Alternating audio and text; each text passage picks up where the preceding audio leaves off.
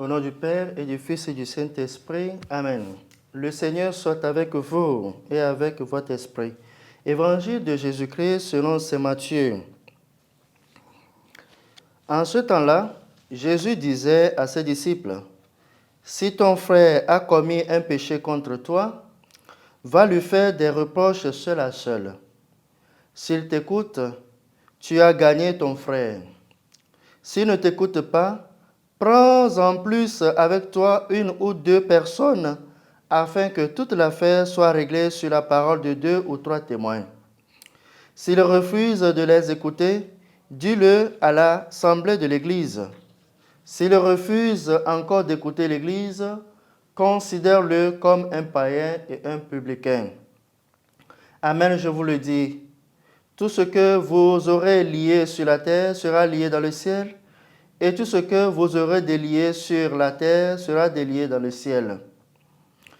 Et pareillement, Amen, je vous le dis, si 2 d'entre vous sur la terre se mettent d'accord pour demander quoi que ce soit, ils l'obtiendront de mon Père qui est aux cieux. En effet, quand 2 ou 3 sont réunis en mon nom, je suis là au milieu d'eux. Acclamons la parole de Dieu. Louange à toi, Seigneur Jésus. Chers frères et sœurs, nous sommes aujourd'hui au 23e dimanche du temps ordinaire. Et l'évangile de ce jour donne des orientations pratiques par rapport à la vie d'ensemble, la vie en société. Le premier élément sur lequel insiste cet évangile, c'est la correction fraternelle. Nous sommes responsables les uns des autres du bien-être, du salut de nos frères et sœurs. Et quand nous vivons en société, quand nous vivons en famille, en tant que frères, en tant que sœurs, il peut toujours avoir des mésententes. On peut toujours avoir des écarts de parole. Aujourd'hui, le Seigneur nous enseigne de quelle manière nous pouvons régler nos différends. Mais avant cela, avant de donner les différentes étapes à suivre, il y a un élément qui attire notre attention.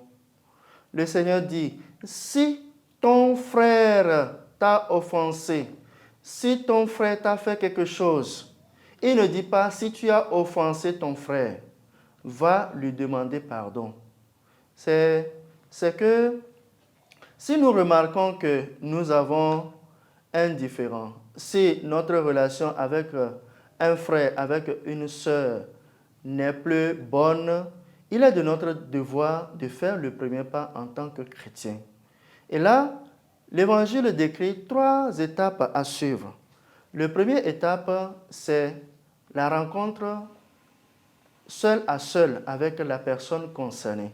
Va lui parler seul à seul pour que cette affaire soit réglée. Il n'est pas question de faire le commérage, de faire du chantage ou de rapporter ce que l'autre a fait de mal aux autres, mais de rencontrer la personne pour lui dire, pour lui faire des reproches.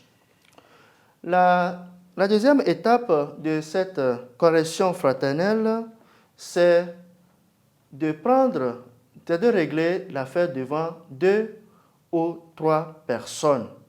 Si la personne n'arrive pas à t'écouter, alors vaut mieux prendre 1 ou 2 de ses amis qui pourront le convaincre à changer d'avis.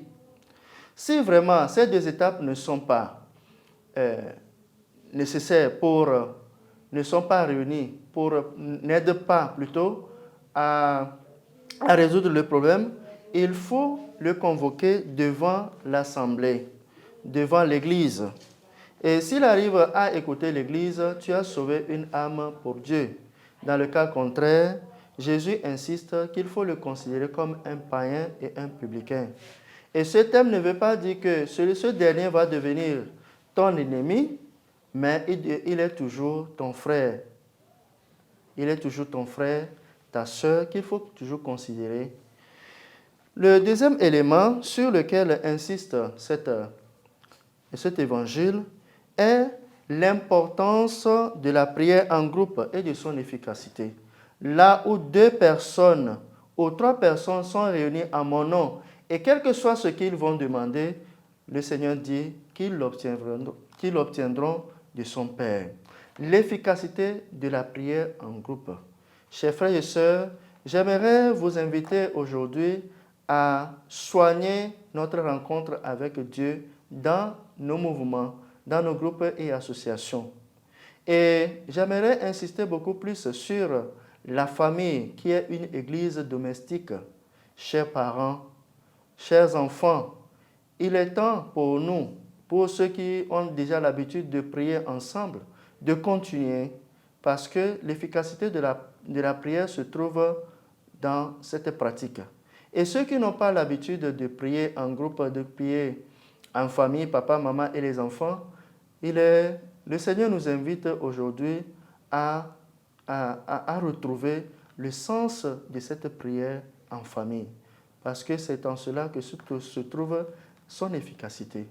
Chers frères et sœurs, que le Seigneur, à travers cette exhortation, nous aide à faire de notre vie un exemple, à être des éléments, à être des modèles de réconciliation pour nos frères et sœurs, et aussi à faire de telle manière que la prière devienne pour nous un besoin et un moment de communiquer avec le Seigneur. Que le Seigneur nous bénisse et nous garde, maintenant et pour les siècles des siècles. Amen.